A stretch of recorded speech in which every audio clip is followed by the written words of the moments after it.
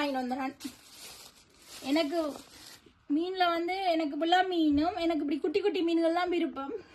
இந்த மீனை பார்த்த உடனே இது என்ன மீன் முதல் கேட்டேன் அவர்கிட்ட. அவர் சொன்னவர் என்னன்னா காரல் மீன் இதுதான்.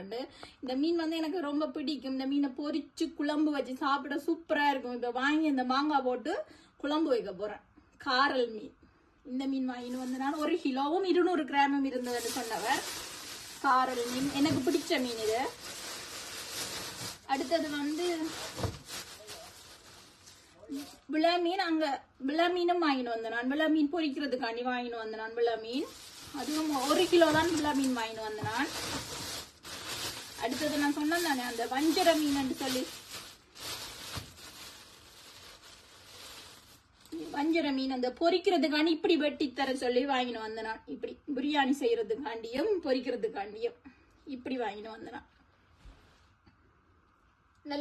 நல்ல சாஃப்டா இருக்கும், முள் இல்லாம இருக்கும். இதுக்கு காரணம் வந்து அக்ஷய்க்காண்டி தான் வாங்கிட்டு வந்தேன். அக்ஷய்க்கு வந்து முள்ளுள்ள மீன் பிடிக்காது, அதனால முள் இல்லாத மீன் போட்டு வாங்கிட்டு வந்தேன். ஆனா இது கொஞ்சம் முள் இருக்கு, எடுத்து போட்டு கொடுக்கலாமா. நடுவுல மட்டும் ஒரு தண்டு முள் இருக்கு. இவ்வளவு மீன் தான் வாங்கிட்டு வந்தேன்.